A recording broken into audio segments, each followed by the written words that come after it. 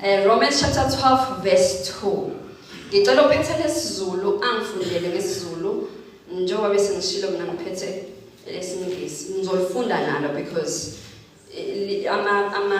amanye amalona ayachaza kahle ezinye izinto. So kuyaye kube mnandi ukuthi siphinde sibuke nangenye translation. Amen. Hallelujah. Incwadi yabaseRoma ishumi nambili ivesi lesibili.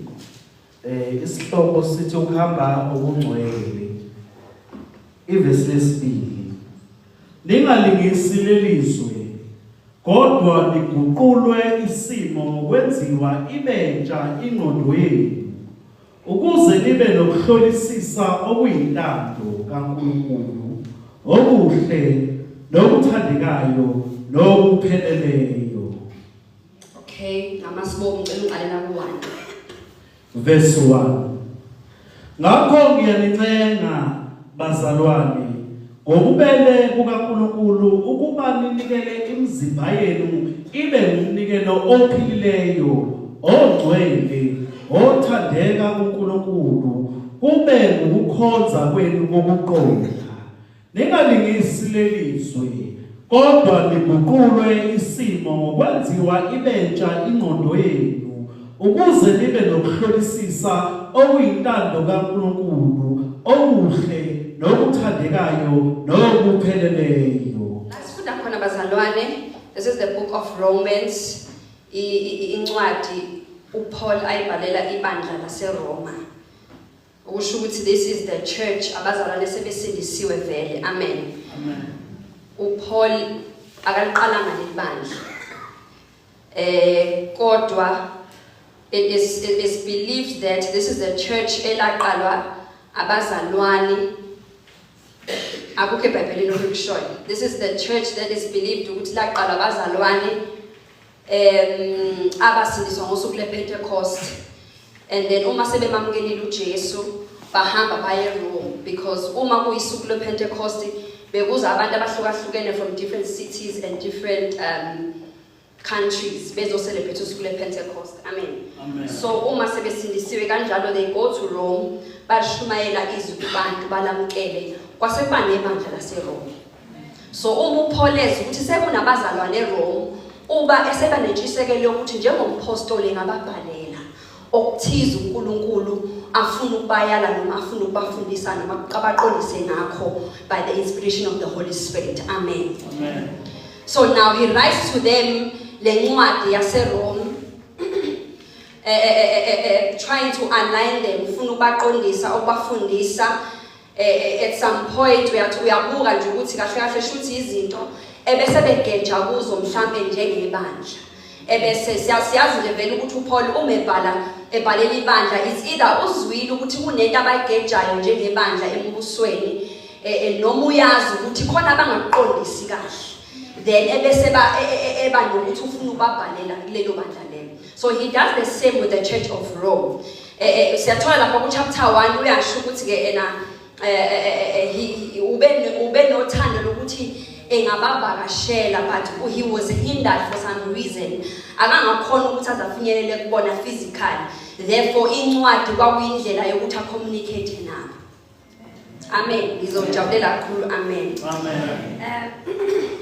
So now last funda khona ku chapter 12 uthi ke ngizothanda ukuthi siwajoinele ama verse verse 1 verse 2 because verse 2 ufakazela verse 1.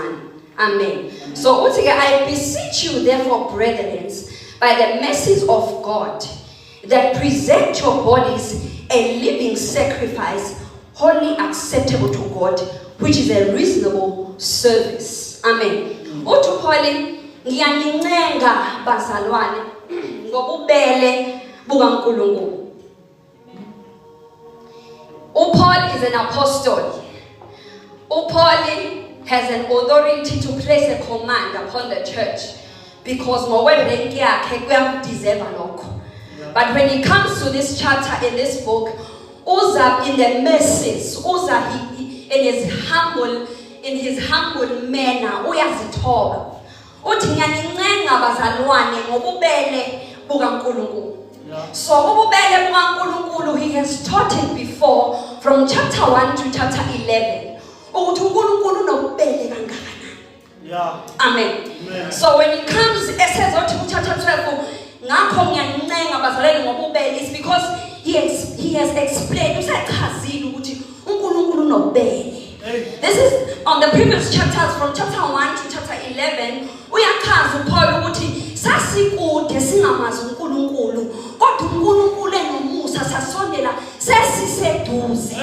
Uthi umusa kaNkulunkulu wawungasifanele ukuba nathi sitholakala ukuthi sesingabantwana bakaNkulunkulu sisindiswe. Uthi akuyanga ngokuthi senze kahle kodwa uNkulunkulu becebile emseni. Ngakho sase siyasindiswa. So uma esefika ku chapter 12 he gets to the practical side of doing the things of the kingdom.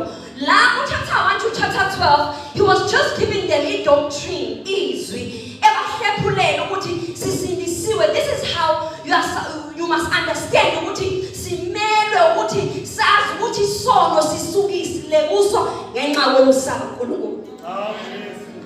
So when he gets to chapter 12 uzothi ke ngakho ngiyanincenga so manje usahlanganisa the previous chapters from chapter uzosuka ku chapter 12 to the chapters olandela ukuthi ngizonincenga ke manje now that you know ukuthi uNkulunkulu nomusa. Now that you know, that you understand how much merciful the Lord is, so ngomusa uNkulunkulu ngizonincenga ngalo musa lo.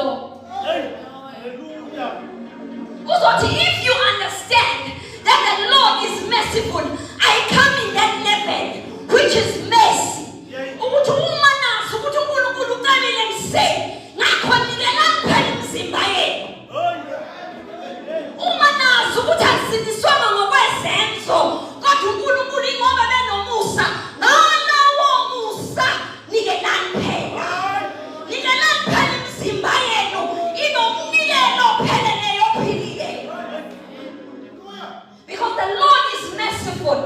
And now I've explained to you ukuthi abazalwane sasingafanelwe kodwa manje seniyazi ke senifundisile ngakho in those mercies of the Lord that exist in the heavenly places, give your bodies as a living sacrifice. Present them. Present your bodies. Nikelani imizimba yenu. Nginalento ukuthi should Paul understood ubebona ukuthi labazalwane bayakholwa. Labazalwane basengqotshana. Labazalwane basevanje. Bayakholwa. Basindisiwe labazalwane. It's good. We are happy. We are very glad. But now what happened to the bodies not being presented? What do you understand that the Lord is merciful? You know that you were saved by grace, by mercy. But I see that your body still belongs to you. Imizimba yenu isengeyenu. Why ningayinikeli ukuthi ngizonincenga abazalwane ukuba ninikele imizimba yenu ibe umnikelo. Let your bodies be a living sacrifice unto the Lord. Ukuthi there should be a sacrifice. Imizimba yethu imelwe ukuba ibe yimnikelo, sacrifice, umhlatshelo. Umzimba umele ukuba ube umnikelo omhlatshelo ophilayo. Lesimaqhubeka ongcwele. So a sacrifice Paul I believe he takes us back to the Old Testament. The Leviticus priest would present a sacrifice to God. Uma abantu bezowenza imnikelo noma imhlatshelo. So that's where we find ukuthi bebenganikeli nje noma into enjani. Bebenikela into ehambisana nalokho uNkulunkulu ayekade ecelile noma ayifunile njengoNkulunkulu ukuthi kube umnikelo aziwamkela njengoNkulunkulu. So they did exactly that. Bengayifuni into enesici. Ubengayifuni into engekho ngcwele engcolileyo. Ubengayifuni ngisho noma into deformed. Noma kuthiwa nkosana yivele la ba deformed izali njalo leso silwane uNkulunkulu bengasamkeli.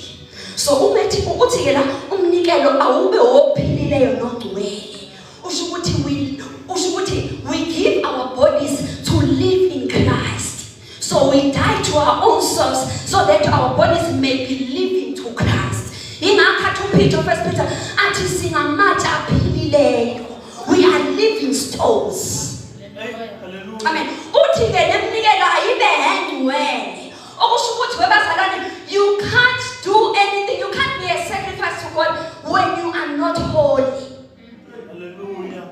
One thing about holiness that makes it so difficult for us to think what we can reach is because we understand into wrong. Yokuthi sifuna ukuthi size kuNkulunkulu ngoba naku sesise right. One thing about holiness, akekho umuntu ongafinyelela ezingeni lokuthi ungcwele ngokwakhe nangamandla akhe. Because holiness is the standard of God. Lithi iBhayibheli ingelo sihlale sithi ungcwele. Okusho ukuthi ubungcwele into yakhe. Akekho umuntu ongagenerate enyameni yakhe ukuthi manje sengingcwele ngokwakhe. You need the help from God. Uyena osenza ukuthi sibe ngcwele. Hallelujah. So let me tell you, you are first sacrificed. You sacrifice your body so that you may be made holy.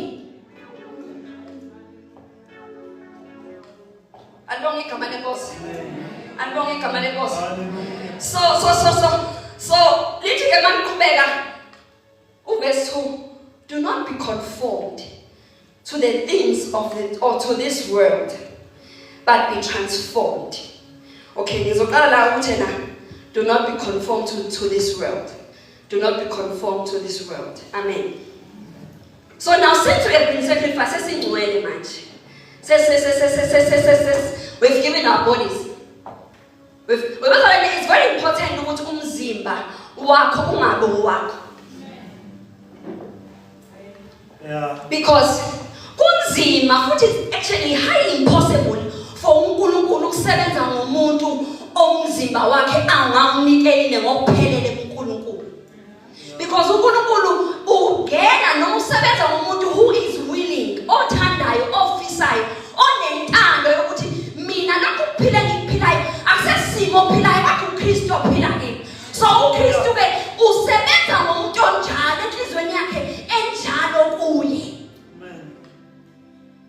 So what we see today in the church of today is that siyakhona siniswe but imizimba yethu isengeyethu. We do anyhow, we do any what, anyway, anytime, because sinalento ukuthi sikhululeka kakhulu nalento yase South Africa ukuthi you've got freedom. Iyona sinimbazile sabe siyifake embusweni kaNkulunkulu lento. In the kingdom of God we are not in the freedom. Sizobanja siboshwe kuNkulunkulu, siboshwe kuKristu. Siboshwe kuye asenze sicabanga ukuthi siyakwazi. We asicabangela sifuniseni. Asiqageli.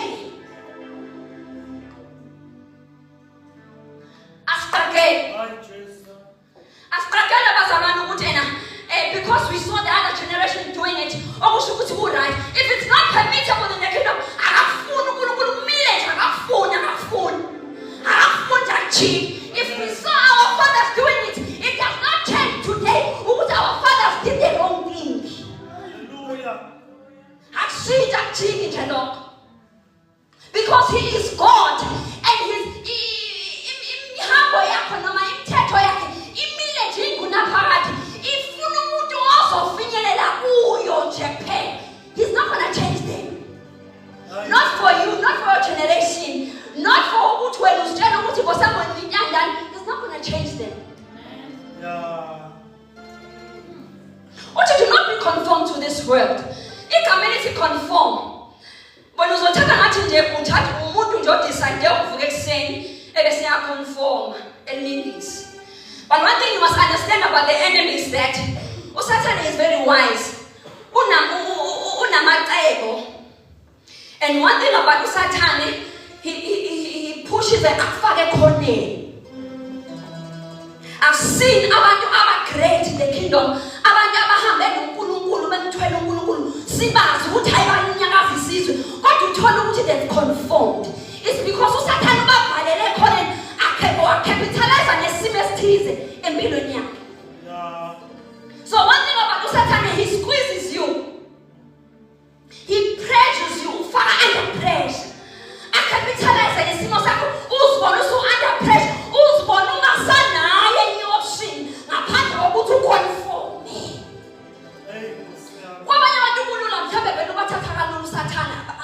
performise belingise lelizwe. But to some wenza amacebo wenza indlela yokuthi agcine senqobile. Kodwa namhlanje ngizothi ningalingisi lelizwe. Do not conform to this world. Yabona uPaul, it's because I think you are seeing them with time man. These people are conforming. Why do I see that you are doing as the world? Why mbona ngathi nilingisizwe ekubeni senteni yakholwa? Alibonga igama lenkosi. Alibonga igama lenkosi. So usathane ke put you under pressure ukuze wena ungabe usakunayo enye option kodwa ngokuthi umelwe ukumitha the standards of this world. Okay, asiqala. Uma nithi the standard of this world, do not conform to this world. So uma iBhayibheli likhuluma ngokuthi unezwe, that's a system. Leyo isystem noma indlela yokuphila ekhipha uNkulunkulu ngaphandle. So uma lithi iBhayibheli ningalingisi lelizwe, there is a system ekhandiwe emhlabeni under the sun. Ombusi wawo noma inkosi yawo uSathane. So this system uSathane uyikhande ngokuthi ikhipha uNkulunkulu ngaphandle.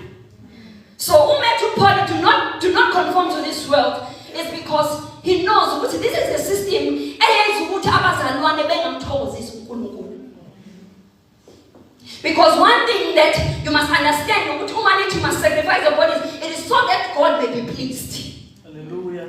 Yes, our intention is that God may be pleased ngempilo zethu. The intention of us coming to service kanje, listen to the word, giving praise and glory unto the Lord. Senza yonke into esiyenze manje, it is so that uNkulunkulu athokoze. Hallelujah. The entire aim ekungeneni embusweni kaNkulunkulu sisindiswe, senze into ethanda uNkulunkulu. It is so that God may be pleased. Amen. So in everything that we do, we please God because He is King. He resides in being pleased.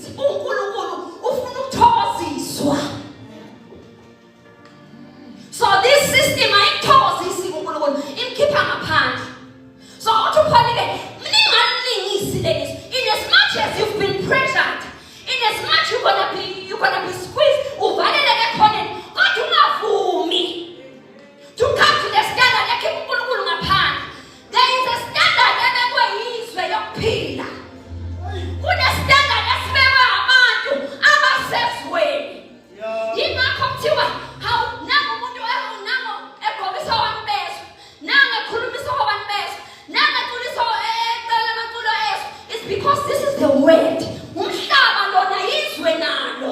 Kodwa ke enganabo ubungcwele engamthozisa uNkulunkulu. What did you not be conformed?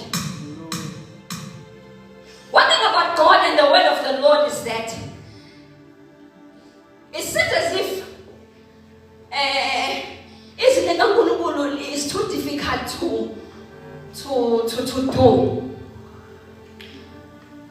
But kunalento ezonyama ukuthi uNkulunkulu bengeke abeke indlela yokuhamba precepts and lines ukuthi umuntu umele ukuphila kanje ekubeni lonto impossible. Yeah. It's because He knows ukuthi possible. But we do as if lentinzima. Not conforming. Senza ngathi kunzima, sifuna ukufreestyle within the kingdom. Sifuna ngathi singathatha sithi sifake because we feel as if uma singahle nje sihambe njengoba uNkulunkulu efuna kuzobora, kuzoba nzima. We are a generation that wants to be hide. We are a generation efuna ngathi ingahlala nje excited, entertainment, ibe entertained noma sesina. Sifuna ngathi kungakhona sidobha ngapha sifaka ama-beat athize ukuze ngathi nkosiyami mama engadantsanga ngabajabula engathi singadansa ngathi singadonsa ukudansa. Hey, Jesus.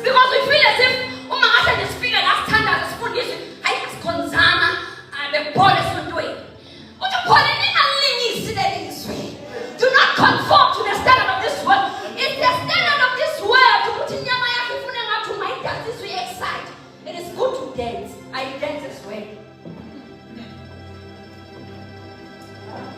In the standard of this world, eyenza ukuthi ngisho usufikile esontweni ungafuni engathi ungazinikela entweni eyenziwa la, engathi ungakhona okuthize okwenzayo to keep your mind busy because you don't want to sacrifice yourself fully to what is happening here. Hey, Nkosi yami. One thing about this thing of being holy and doing the will of the Lord, inzima vele kumuntu who is outside of the world. Kodwa babanikela imizimba yabo. It's not difficult. As a matter of fact, the next thing is easy. Amen. Not conforming, it saves you. Uyasindisa leyo nto le. It's difficult. Ukuthi ungathi u-freestyle, uthatha ngapha ufake nga, ebese wena ucabanga ukuthi your body will be a living sacrifice unto the Lord. Hey, Jesus. The theme of my administration is sacrificed and transformed. Sacrificed and transformed. Okusho ukuthi verse 1 is impossible to verse 2 engekho. So iqala verse 1, you are first transformed. You are first sacrificed, I'm sorry. You are first sacrificed so that you can be transformed. You are first sacrificed so that you can be transformed. So i-transformation ayenzeki uma ungakazinikeli. You are first sacrificed. Qala ngokuzinikela so that uNkulunkulu ezokuguqula akushintshe iguqula isimo sengqondo yakho ibentsha. Hallelujah. Hallelujah. Amen. Hallelujah. So sengishilo ukuthi yena this system ebazalwane yenzelwe wena la. Lokho laba sebenza abangaphandle sebenana ndaba nawo. Unendaba nawo ukuthi uzokugada nje into encane. Akufake under pressure. You see, usathanda uyakapitaliza nesimo somuntu esinzima. Usathanda uyakapitaliza nesimo sakho esibuhlungu. Akwenze abhalele khonini lokuthi uyabona ukuthi wewe ndo umsebenzi. Hey. Uyabona ukuthi umdala wena. And awunamali, awusebenza, awunamoto, awunandlu. Uyabona kahle kahle ukuthi lento yokukhola ayisebenzeli. Uyabona ukuthi abangakholwa bayaphumelela kunawo. You see, he's putting you under pressure. You are pressurized manje. Usubuka nje lento ukuthi hawu, yazi ngempela iqinisile lento ekhuluma kimi. Because usathane he has schemes. Uthi 1 Corinthians chapter 2, uthi so that we may not take advantage of. Usathane takes advantage of you if you do not know his schemes, his plans. Yeah. He takes advantage of you if you do not know ukuthi la emhlabeni esiphila kuwo usathane unamacebo ngawe. Hey. Hey. Usathane unamacebo ngawe. Uhlelile nje ukuthi once walahla isand. Hey. Again. Oh, Jesus. Again. I once was in a situation personally where I felt ukuthi under pressure. Can I testify to you? I heard voices. Hey, Nkosi yami. Awilutho nje ayikho into ozozenza wena. You see, many voices. But now, uNkulunkulu naye usuke namacebo ngawe. And as much as uNkulunkulu eplana, kodwa nosathane futhi uyaplana ngawe. But now, kuzokusiza kanjani ke wena lento le? Izokusiza ukuthi in as much as you are under pressure, because one thing you must know is that akazi ukiye usathane ukwakhela amacebo. In fact, wenzela wonke umuntu ogcotshwe kakhulu nogcotshwe kancane. Uyamakhela uzungo. But inkinga iqala ekutheni manje mawusubekeliwe ke ebese wena uyabambeka. That's where the problem starts. Hey, Nkosi yami. Ukuthi manje you are now conforming. Usuyalingisa. The voices that you've been hearing, the voices that you've been hearing in your head, usuqala manje uyawalalela, uyawakholwa, usuyawapply. Hey, Nkosi yami. Yeah, Jesus. Maqhubeka lithi, but be transformed by the renewing of your mind. Uthini iguqulwe yenziwe bentsha isimo sengqondweni. This is my favorite part of this verse. Uthi uma sisindiswa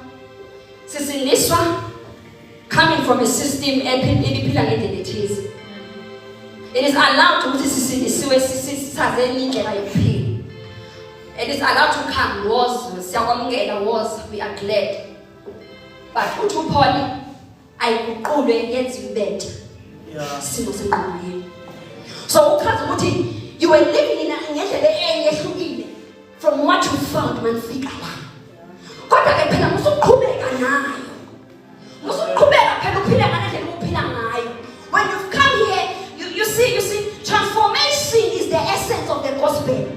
Yeah. I-transformation iyona ngqikithi nesiqi sombuso kaNkulunkulu. Ukuthi usuguqukile, usushintshiwe wenziwa musha. Hey. Isona sidle. If we do not see change, siyabona ukuthi awubayibambi lento sashota. But if we see transformation and renewing of your life, siyabona ukuthi there's understanding going on. Yeah. Hey. So the essence is being transformed. It's been transformed. It's been transformed. Are we checking now? From the time of sin, is there any transformation that has happened? Is there anything about all that to move forward? Yes, we know that the man in jail. God can understand my ear. By the help of the Holy Spirit, is there anything that you can stand with? You want to go to him in answer man now. Because if there is nothing, also there's so much work that has to be done upon you. Yeah. What is good? Isimo sengqondweni yenziwe ibetha because uNkulunkulu uyayenza ukuthi ibe ndala ibe yintsha. When we come to God, we are new, being transformed to a state of being to a community. Ebazana ningenza kanti ithi ibikade indala iphinde ibe yintsha.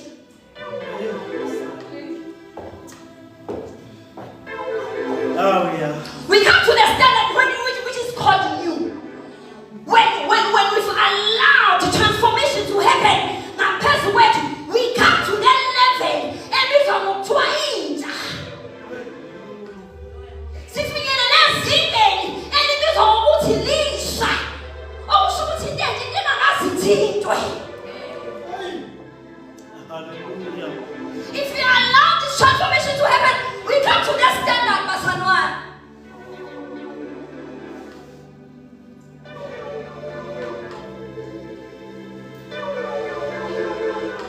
Hallelujah. Amen. So one attribute eyenza ukuthi kube lula ukuthi umuntu othi esekholwa abe transformed is the word of God. It's the word of God. Yeah. Lapha lithi iBhayibheli that you may prove what is good and acceptable and perfect. So when you've come to the state of being new, you are able to prove. You are able to prove uthi yini eyamukelekile. Uthi yini what is perfect will of the Lord. When you've been sacrificed, transformed, renewed your mind, you are able to separate things. Yeah. Because unenkinga abazalwane. Yokuthi we cannot separate between izinto zombuso kaNkulunkulu nezisizwana. Unenkinga ebandleni lokuthi asikhona ukuseparate. At some point mhlawumbe siyazi but asikhona ukuyeka totally fully. Yeah. Lento yenza ukuthi singafinyelele ecebeni kaNkulunkulu ngokuphelele ekwenzeni intando kaNkulunkulu ngokuphelele. Lento yenza ukuthi benzima-ke ukuthi uNkulunkulu ehle ngokuphelele naye.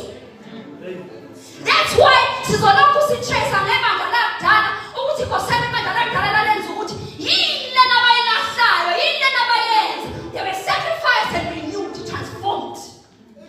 There will always be our reference. So let us never move on shallow because we are missing some things as the church of today. I did not come here to tell you what you shall be rich. I've come to tell you, I've come to tell you transformed. Be renewed. Because one thing you must know is that in this generation, uJoel prophetic, wafakazi uPeter uActs. What this is the generation that uNkulunkulu athele umoya wakhe phezu kwawo. Why is it okay? Why is it that we do not see abantu abancane, female and male, bethwele bebetha amandla kaNkulunkulu manje? Because this is the generation uJoel prophet ngabo. Akuzukuzenzakalela. Akusiwumlimo futhi uNkulunkulu akazukwenza nje isinto kanjani. We have to reach the standard of being renewed fully ngokuphelele. Yashodwa bazalwane, nginesikhalo nami. Angizokusho ukuthi umongo nami nginesikhalo ebandla lasevangeli ekhaya. Nami nginesikhalo khona ukushodayo bazalwane. Yashodwa apha amandla kaNkulunkulu. Why is it that we do not see young men and women carrying the power of God in this church? Young one, why is it that the swell of the food is why? To be transformed. Yes, we made isimo senkonzo yenu. Abazalwane sethi wimeja isimo senkonzo yenu. Inkonzo yaguqulwa. Lenkonzo le iyayekiswa izinto ezithile. Because siya-understand ukuthi ubunendlela ethize yokusolve inkinga. Ubunendlela ethize yokuconfront inkinga. But now that you are in the kingdom, I see the don't change. Let it change. Let it change. Ubunendlela ethize yokujabula. Ubunendlela ethize yokusolve izinto. But when you've come here, uthi uphona ikhukhule lonto le. Let it be transformed. Let it be renewed. So that you may prove what is acceptable. Because there are things that are acceptable and there are things that are not acceptable. Kubambe lokho. Kubambe ukuthi there are things that are not acceptable. Iyeke lento yakho yoku being tossed back and forth. Iyeke lento leyo. Because in your heart of hearts, you know it is not acceptable. Uphima ngokuthi nje nesikwenze lutho. Phima ngalokho. But one thing you must know, you never carry God in this generation. Angeke uthwale uNkulunkulu kule sura. Uzosijabulisa nje la, uzosihlalela isikeshi. Uzomosha isikhathi sakho. Vele mina ngisiyo la, ngizokutshela mina ukuthi mosha isikhathi.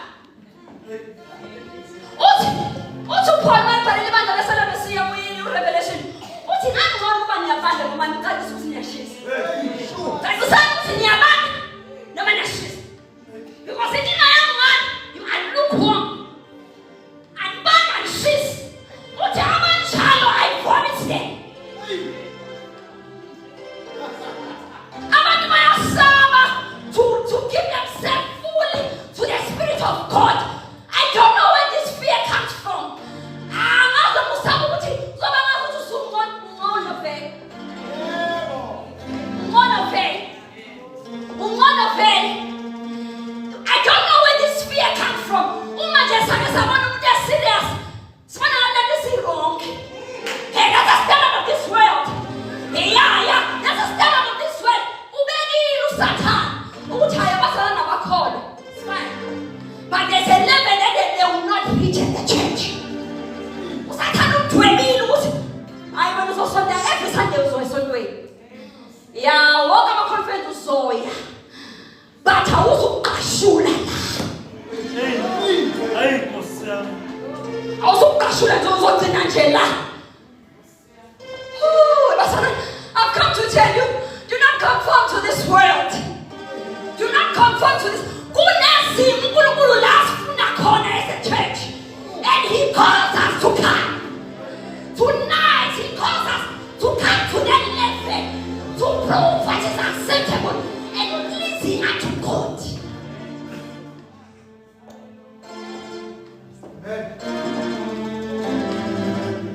So the word of God is one of many attributes eyenza ukuthi umuntu abe renewed. It's one of the attributes eyenza ukuthi umuntu abe musha uqula afinyelele esigabeni sokuthi usemusha.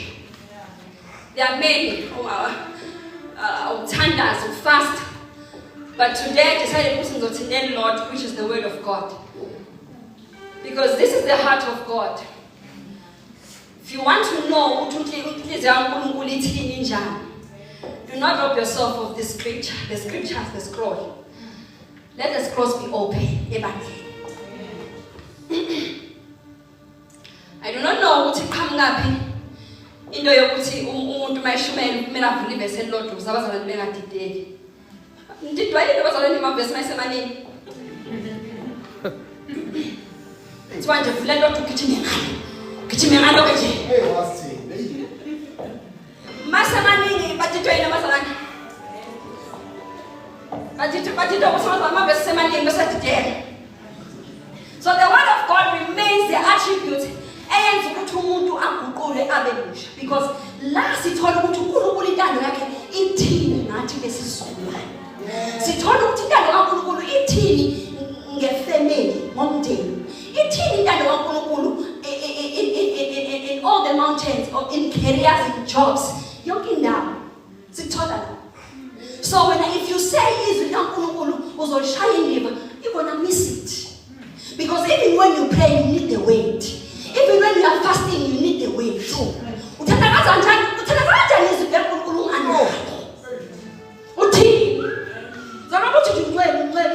then, okay, and then, what is the word saying? It is what are you saying? You must know the word of God. Deuteronomy, sing and full of telling. Deuteronomy chapter 8, verse 3. This is the chapter now uNkulunkulu eka to keep abantwana bakwa-Israyeli eGibhithe. Chapter 8, uNkulunkulu sebakhumbuza ukuthi chapter 8 verse 3 Deuteronomy. Uthi uNkulunkulu ukubona, I gave you to hunger. Nganinikele endlaleni ngamasibobo. I'll take it for you.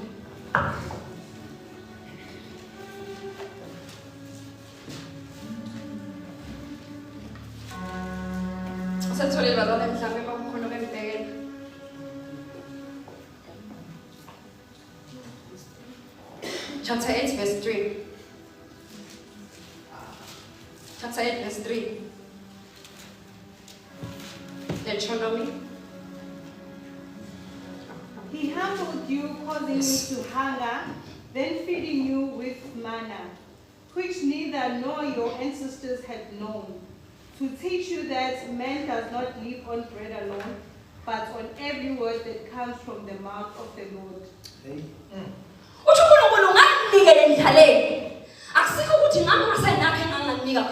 Because I was able to give you manna. It was so that you may know that man shall not live by bread alone. Yeah. One thing as a church we think is that because you have bread. Just because you've got wine, milk, you think you can live without the weight.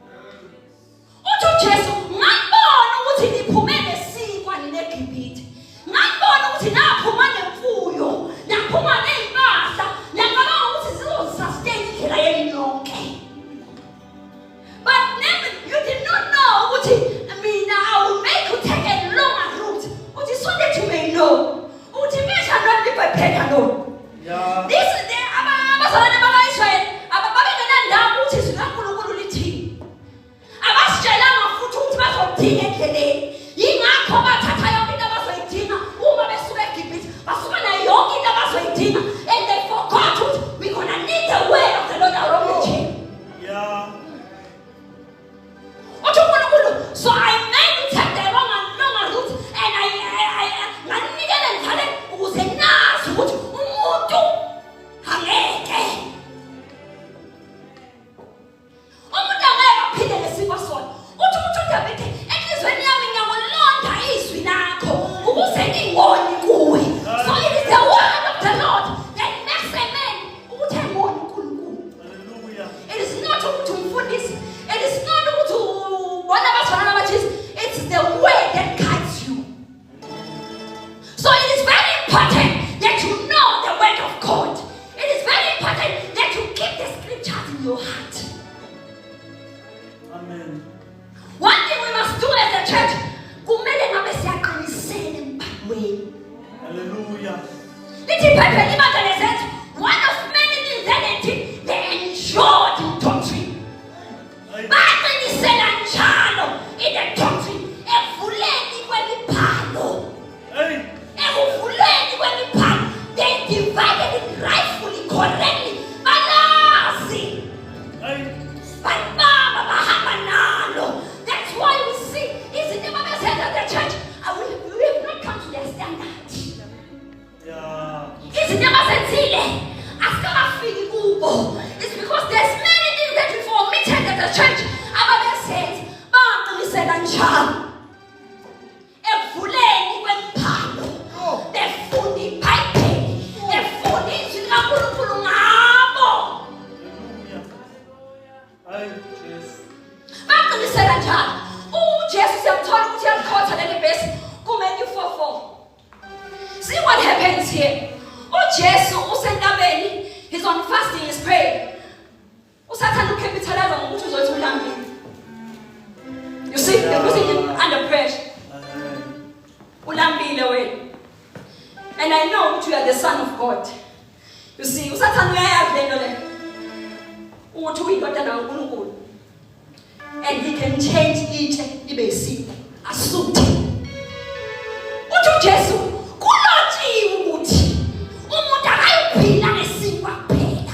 Hallelujah. Kulotshiwe ukuthi man shall not live by bread alone. Abazalwane, we should not live by bread alone. The word of God is the living bread of God. Jesus. Amen. Lisikwa ngokwalo. Hallelujah. Abonge igama lenkosi. Man shall not live by bread alone, but also by the words that come from God. So let me tell you ukuthi amazwi avela emlonyeni kaNkulunkulu awukuphila. Amen.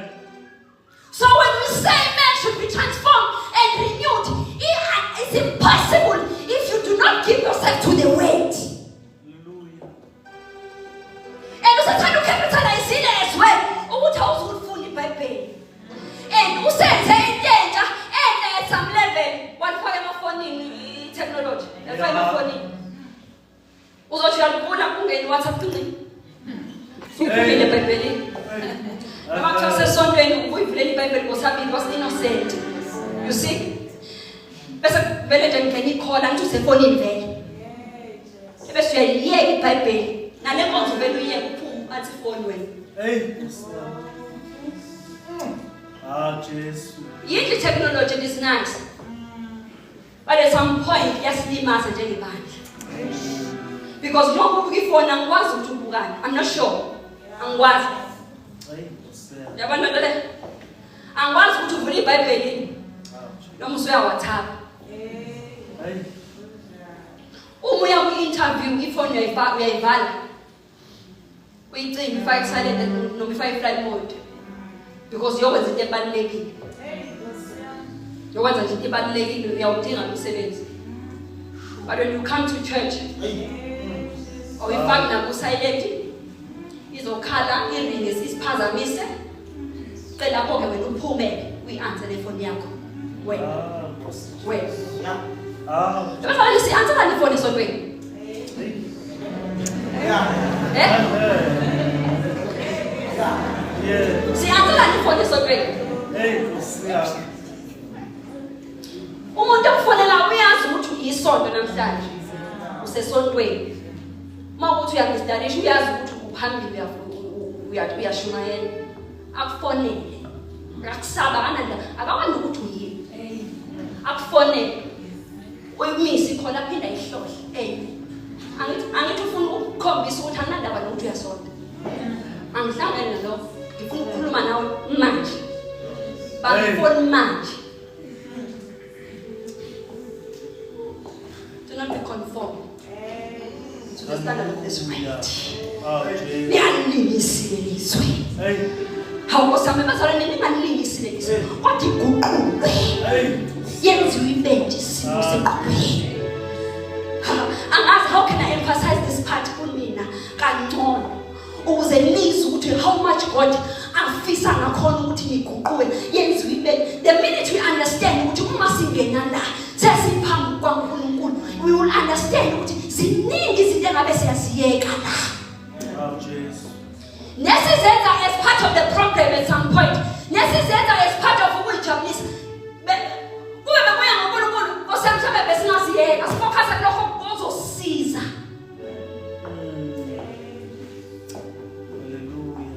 Because we do so much. Sithi siyababiza senzela ukuthi bejabule.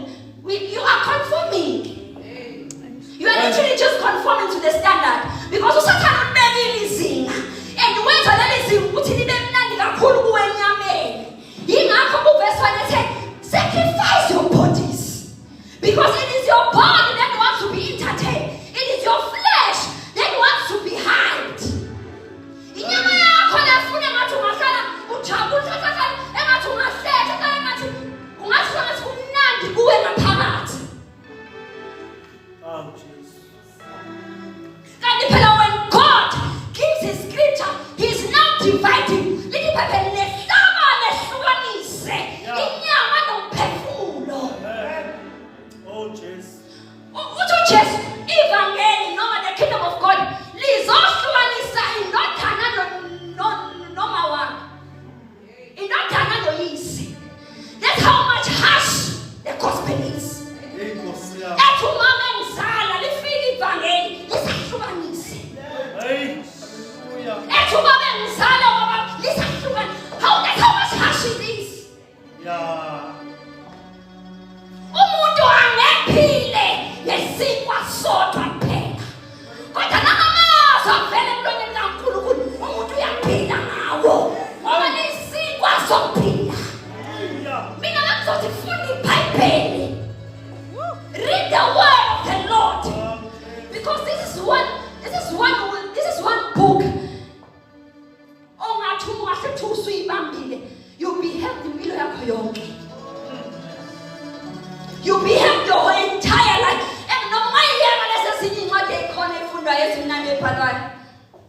If you could just dedicate yourself into reading this book, as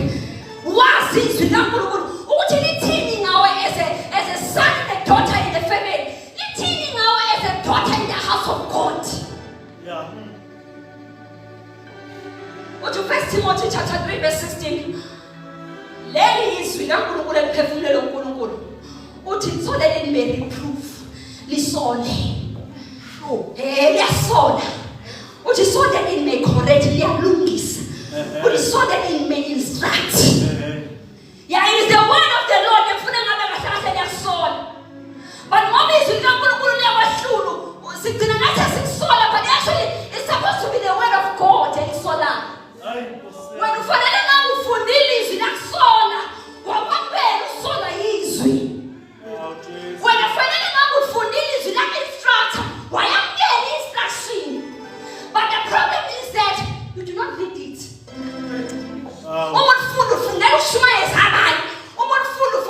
Post. But you must know it, keep it in your heart.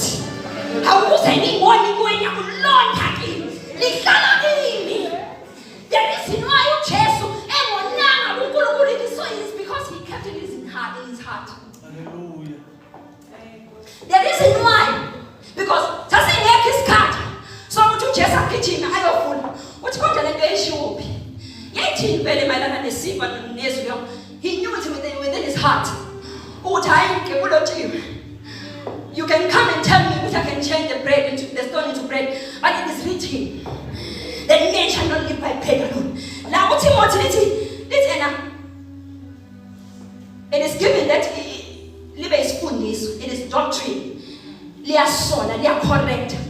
liya-instruct.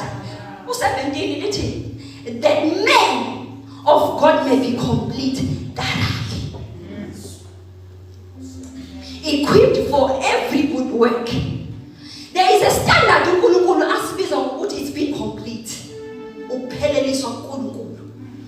And this standard it is achieved by the word of God. And this standard sibiza ngokuthi it is perfect, complete, equipped standard. Yeah. That's where God wants us. If only we could just read the word of God.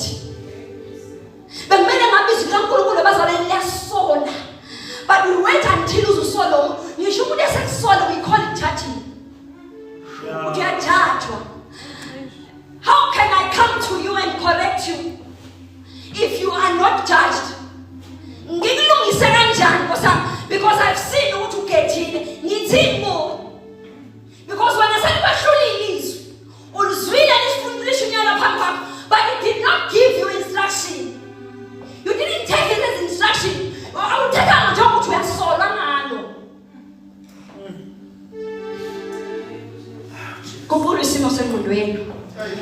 Yes, we benja. I come in peace. I come to tell you. I hear many people talking about revival. But this is the season, this is the time.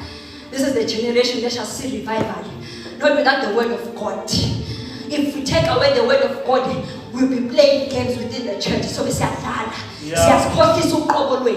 we'll never touch if we take away the word of God.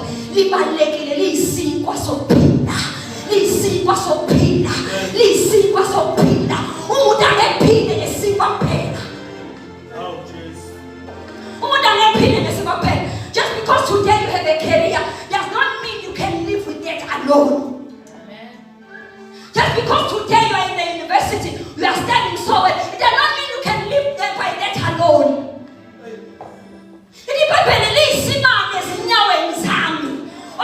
In your steps, it gives you direction. It gives you light.